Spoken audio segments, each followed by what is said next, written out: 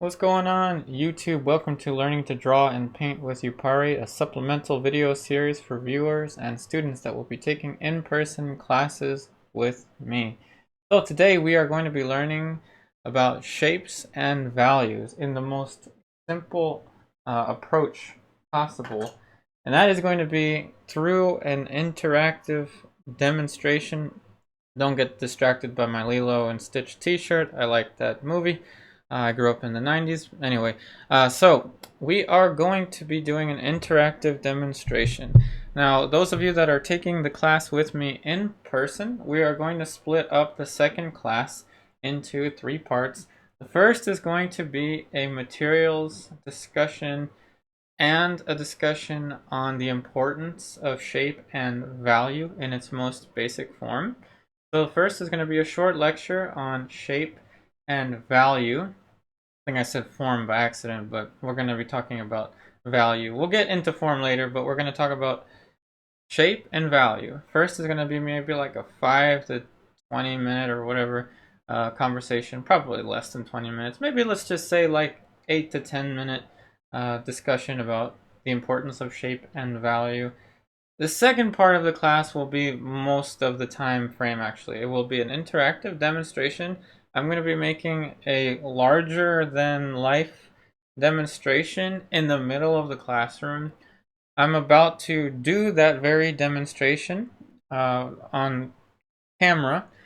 It'll be more abbreviated than what you'll see in class, but it's going to cover the same kind of information. The third part is going to be kind of fun. I had thought about this for a long time, and I think that it's a good idea to add a little pressure. So the third part is going to be a group critique. I hated group critiques growing up. I absolutely hated them. And we're going to do that in the sense that we're going to have your paintings and your drawings. If you're drawing, of course, you're going to be using the same kind of stuff, just with charcoal. And it's going to be set up so that we can do group critiques. I know it doesn't sound that fun, but a little bit of pressure is a good thing. So what we're going to do is we're going to just get right into the demonstration. It's going to be a demonstration of Madam X. Madam X is a John Singer Sargent painting. I know that we're jumping right to portraiture, but portraiture is, I think, as most of you said, your favorite subject, and it's kind of the thing that I do the most here on YouTube anyway. So by the way, those of you that are watching this as a pre-recorded video and are not taking my in-person class, which I suspect is going to be most of you, definitely feel free to draw and paint along with me. I have done Madam X probably more than twice. I don't know how many times I've done it. And I think I've done this also on video once before as well. So talking about shapes, remember the stance that we talked about last time? I'm going to be using the stance for pretty much everything. See how I'm holding the brush from the back of my hand here. Remember everyone how I was showing you in class how to hold the pencil? I'm holding the brush in the same kind of fashion. So now I'm pinpointing where I want the eyes to go with a simple little triangle like that. And we have a little shape there for where the nose is going to approximately go. We're going to approximate where the chin is going to go. So each class is going to be an interactive demonstration, a challenge for you to paint along with me as I am doing the demonstration. And of course, I'll be walking around and giving advice to all of you in class. So don't worry about trying to keep up the same pace that I'm going. I tend to work a little bit faster during demonstrations than I usually do. But don't stress about it at all. Take it at your own pace. Those of you that don't like portrait, we're going to do a combination of everything. We're going to do portrait, still life, landscape, and it's all going to be in this kind of method. So interactive painting demonstration. And it's going to be a lot of fun. I know that you're going to enjoy it. If you enjoy art, you're definitely going to enjoy this.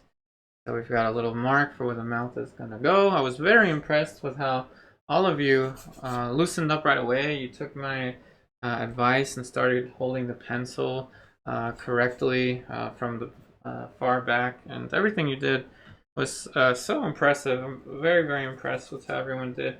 So that's shape for you right there. I know that you can't see very much of it yet, but that is the shape of the head that we're going to have.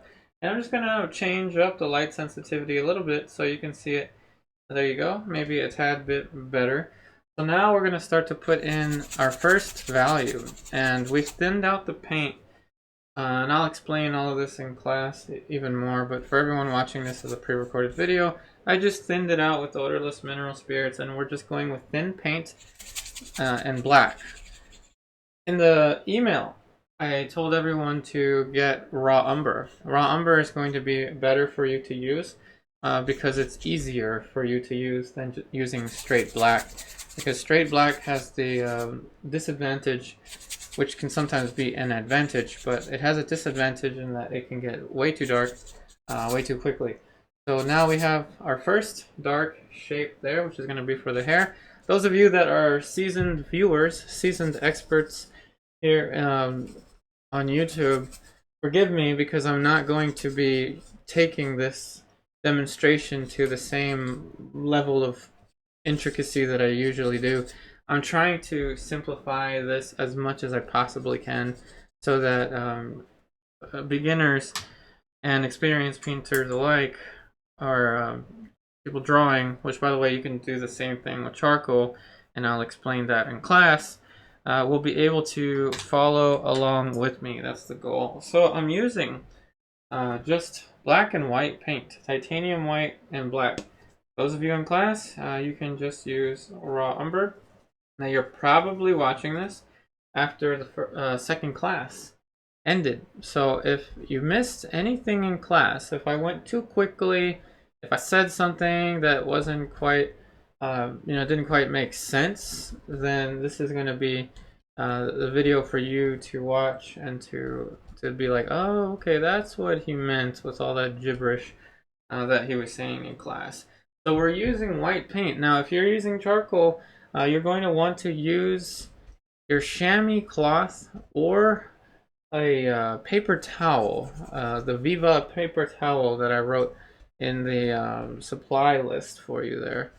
So now we're going very carefully around the silhouette of the face. It's not going to be perfect the first try.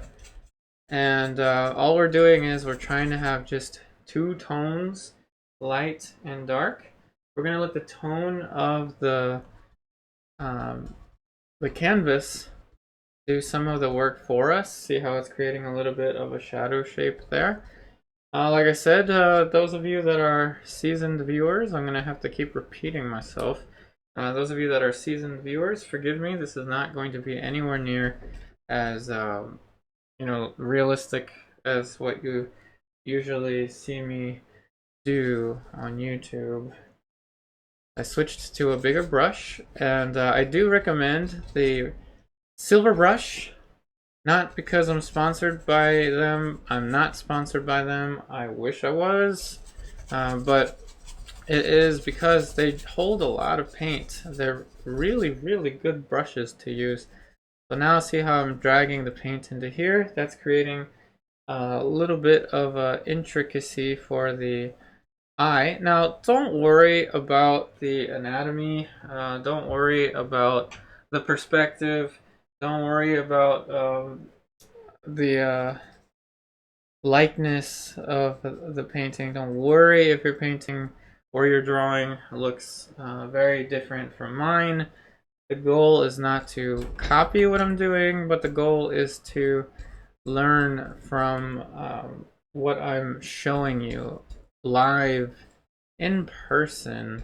It's a very unique approach. It's a very scary approach for an instructor to do. I wish my instructors had done this when I was taking classes, but it is definitely, it puts a little bit of pressure on the instructor, but I've been doing this for so long on YouTube. I have a lot of experience painting on camera, and I wanted to transfer that over to painting demonstrations in real life. Okay, so see how we're starting to get it to look somewhat like a face, and it's been just about 10 minutes in this video, 10 minutes and something seconds. So we're going pretty far, and if you make it to this point in even 20 to 30 minutes, that's still a really great accomplishment. So now with less pressure on the brush, do you see this now? We're adding in our shadow tone. So less pressure down here creates the shadow tone as well. And it's going to be the same for you if you're using the charcoal, the vine charcoal that's in the supply list for you there. Which, by the way, anyone that is in the Maryland area, I am teaching, or if you're in the Maryland, DC, Virginia area, I'm teaching at Yellow Barn, which is a school in Glen Echo, Maryland. That's Yellow Barn Studio. And we're going to have an instructor exhibition coming up soon. So I'll give you more information on that as I know more about it. So we're going to one thing at a time. So we're going to put in this shape here. Don't worry about the anatomy. Focus on the shape. I'm keeping this as simple and shape oriented as I possibly can. In class, I will do a little more stuff for the face. Like I said, this is just a brief demonstration, and I will paint along with you. I'm going to put myself in the center of that model stand area. I'm going to actually put an easel on that model stand area in class so that you can see my painting demonstration with the best light that you could possibly get there. So that's the way I want to run this class. I don't want to do what I guess everyone else does, which is setting up a still life for you and making you do a barg study and things like that. I want you to actually see what I'm doing and be able to internalize it and make it your own. That's what I want you to be able to do. So now we have some more shapes for the ear. Like I said, we're going to do other subject matter. I know some of you are not going to be as excited for portraiture. So we'll do other subject matter involving landscape and still life and master studies like what this is, portraits from qualified references, none of those holiday photographs that family members send you to draw and like, oh, it would be really nice if you draw my Uncle Charlie. I'll give you $5 if you draw my Uncle Charlie. No, no, no. Don't say yes to that. Always talk about the weather whenever somebody is asking you to do them a favor with your artwork. But anyway, now it's going to get more sophisticated. So this is the first stage of this oversimplification, because that's what it is. It's the first stage of this oversimplification of the shapes. And believe it or not, this is very much how I would suggest anyone practice, whether you have 5 months experience, whether you have 5 years experience. For me, having about 14 years experience, I'm still learning new stuff every time I do one of these studies. And it's not because I'm just trying to copy what the old masters did. It's because there's genuinely a lot that can be learned from doing these kinds of studies. I've been doing these kinds of studies for ever since I started painting. Like around 14 years ago or whatever. A long time. So now we have the shoulder out a little bit further. There's a sergeant put a nice little angle there for the shoulders, but we don't need to get too involved with that. There should be a little bit more. to the back side of the head than I initially had. Thinning out the paint will make it a little bit less dark. Don't worry about toning your canvases or prepping your surfaces ahead of time or having a very expensive surface. This is a pretty cheap.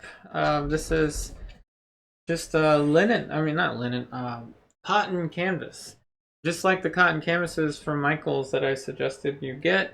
Not because I'm sponsored by Michaels, but because you can get really, really cheap canvases that are already pre-stretched. Now, if you want to save even more money, then buy the roll like I did, and you'll be able to just chop right into it. So with paper towel, I'm going to be able to subtract a little bit from the top, and you'll be able to do the same exact thing with charcoal.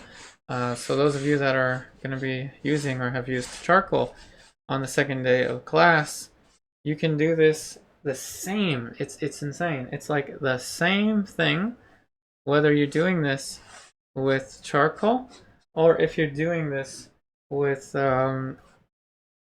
paint, like what you're seeing me do here. And what we've done is we've simplified the start of a painting by so much, because usually with a classical approach to get a grisaille, which is what this is, a grisaille is a monochromatic underpainting for any painting. There's usually a longer process involved in it, and I'm not saying that there's anything wrong with the longer process because well, anyway, I'm not going to go into that, but this is a very useful thing to be able to practice. And now, with a little less pressure, we're going to go right into the silhouette. So we're going to make the shapes much more refined. The refinement is going to be all in the contours. Now, remember we're talking about shape, and this is a much more involved demonstration, and I'm actually putting in a value for the background. So you have dark, you have light, you have shadow, and then you have the background. So that's going to be 1, 2, 3, 4 tones, just 4 tones. Tone and value mean the same thing, by the way. 4 values. Don't worry again about the anatomy. Don't worry about the likeness. Don't worry about if your painting looks just like mine or if your drawing looks just like mine. This is a lot to be doing in, what is it, like 17 minutes? This is a lot to get done in that time frame, so please do not feel like you need to work at my pace. Now, some of you out there are going to be able to work a lot faster than me, but it's not about the speed. It's not even about how, I keep saying this, but it's not even about how good our paintings look at the moment. It is, do we understand the basics? Are we able to use the basics with great facility? And are we able to communicate visually as effectively as we can? Because this is a method of communication. One of the most famous communicators in all of art history, and in my opinion, is going to be Nelson Shanks. He's my favorite painter of all time. I got to meet him in real life. He was an exceptional painter, and another great communicator, especially of the human condition, is Rembrandt. And we'll look at some Rembrandts in class too, because I love working with Rembrandt. So now I'm unintentionally adding a little bit of light for the chin, and if you do that, that's okay, but try to keep it flat. See how I flattened it out? Okay, so now we're going to show you a little bit of a painterly trick. So you can pull out your shape a little bit like that. You can pull out your shape a little. Now, what happens when you put straight white into a toned background. Since you're going to be using raw umber, it's going to be even easier for you. But what happens is this tone interacts with the white and prevents it from getting too light. That's what it's for. Now the bristle brushes are great at not picking up too much paint. Now in class, definitely feel free to pause me and ask me any questions. Any questions about the process, about what's going on in my mind. Last time, one of you asked me when I was doing the demo of that gourd, I think that's what it's called, that pumpkin-looking thing. How did you know to use solvent? And when I did, and a lot of it is just intuitive, but I was able to break it down for you and explain it to you because you asked. So please feel free to ask questions during the demonstration. Don't worry about distracting me or anything like that. I'm not doing this in order to be able to impress you with my painting or anything like that. I'm doing this so that you can see how I approach the subject matter, how I do the painting. Okay, so stepping back and forth is very important. Now, I will suggest if you do have an iPad or something like that, like a tablet, you might want to start bringing that to class. I'll write that down. It's not required, but if you want to have the reference next to you, if you want to use that instead of following along with me, that's okay too.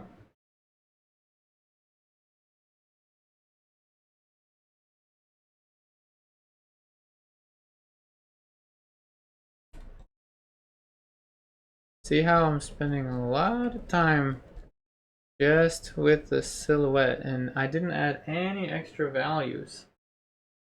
The shape or the value for the shadow for the lip right there is going to be the same for the nostril. And it's going to be the same stuff when you get into still life, when you get into landscape. But when something goes a little strange here with the portrait, it goes really strange, which is why we're doing a profile. So the profile, there's less concern than with a full face. I'm not going to throw you under the bus and make you do a full face. That is just not going to be an easy class for you. And I don't want these classes to be easy for you either. I want to challenge you with each of these classes. But I don't want to throw you under a bus either. Okay, so now we're entering into the sophistication, and I will refine it more in person, but we'll just leave that area alone because I see that I'm going to start chasing it. Now one thing is the nose that I've painted here is a little short. It came up a little short, so check this out. You can go right into it, and it's the same with charcoal. You can go right into it. You see how I've just flattened it out? So it is just the same thing, just with a different medium, different material.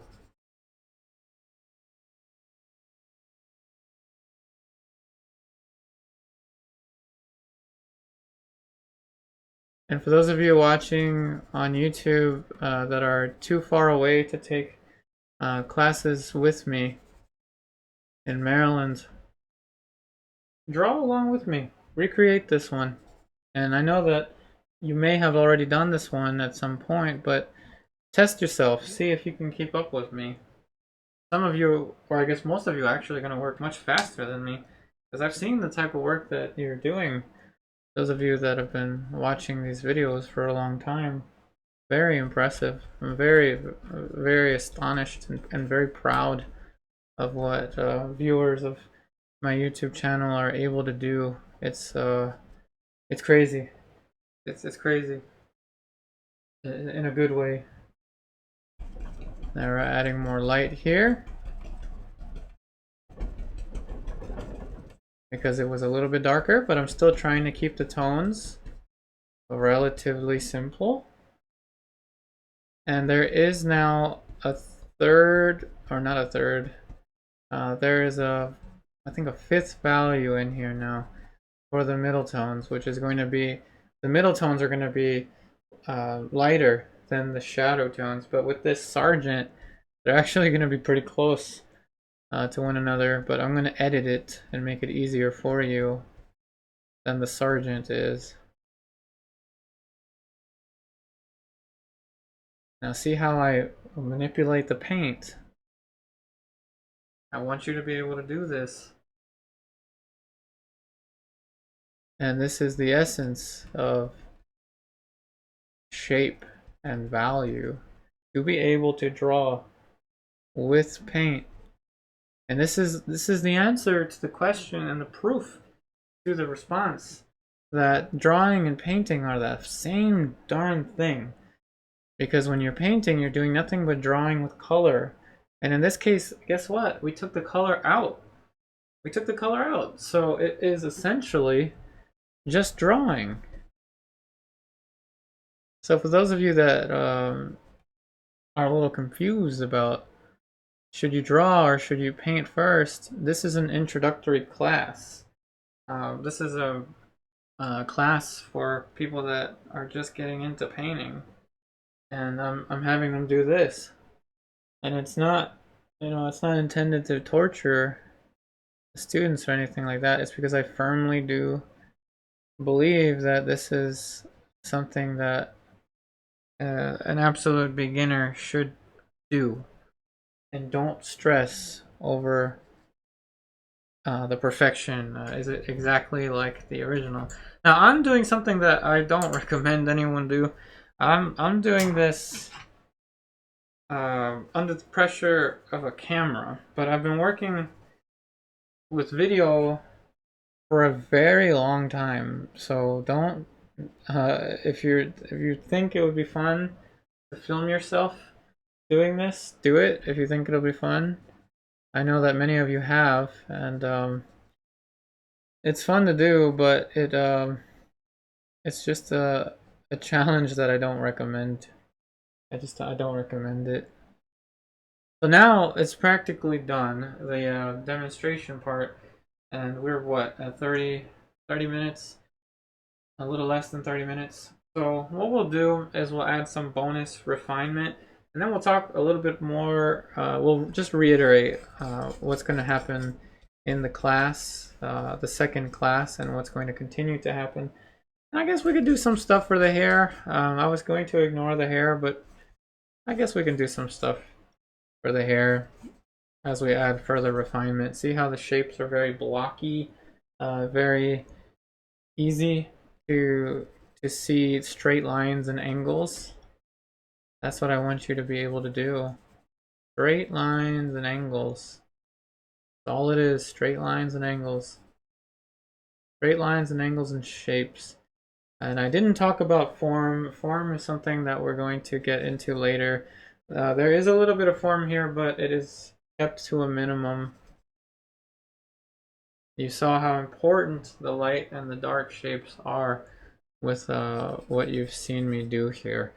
So let's just get the light brush and just throw some stuff in for the hair. And as we do that, let's reiterate what's going to go down in class.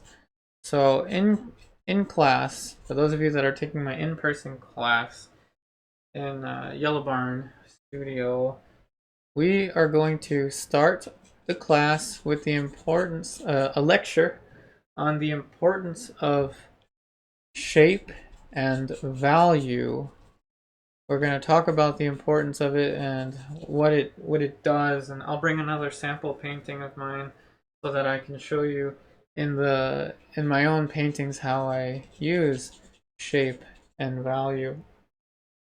And once we're done with that mini lecture, we're going to get straight to the interactive painting demonstration, which is what this is. So if you miss anything there, you're going to have this supplemental YouTube video for you to be able to watch.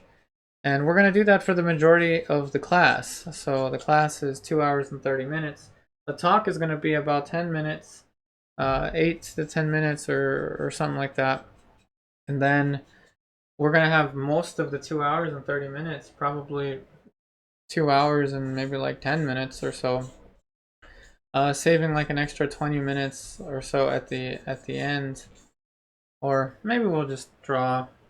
We'll do the interactive demo as long as it takes. But I'll make sure that we have at least 20 minutes left at the end of class so we can have a group critique. And here's the thing. I go and paint with groups quite frequently. And when I know that the timer is about to go off, because when we paint from a model, we've got a timer. So we paint for 20 minutes at a time. When you go and you paint with an art group, it's going to be the same thing. The model is going to be posed for 20 minutes at a time, or sometimes even 30 minutes at a time. And then everyone stands up and walks around. Don't be that person that goes and hides their drawing or that painting. I know that art is a very personal thing, but we strive to be proud of our artwork. We strive to have confidence in our work, and I think that a little bit of pressure, not too much pressure, but a little bit of pressure is a good thing in a classroom environment, because it takes us, it pushes us to a mindset where we probably wouldn't be if everything was, like safe and no pressure at all, and nobody's gonna look at what I'm doing and things like that. Like I want you to be able to think loud and clear and express yourself as confidently as you can, because this is very I know I've been talking on and on, but this is very teachable stuff. This is very learnable stuff. And something like this may seem complicated to some of you. To others, you're probably looking at it and like, ugh, what is that? But trust me, this is very teachable stuff. This is very learnable stuff. This is stuff that you can learn today.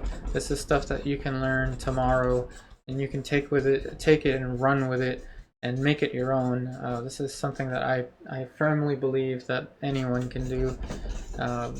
And once you're able to do this, once you're able to communicate effectively with your art, you're going to take it to such a high level. I know you will. You're going to take it to such a high level. You're going to love it. So part of that is the pressure. Part of that is a little bit of pressure. And I'm under pressure pretty much like every day, because I am drawing and painting on camera all the time. So I know from experience how important that pressure is, but we have a very great group of students, and no one there is going to be negative or disruptive in the class. And if anyone is disruptive, I'll just throw them out, and that's not going to happen.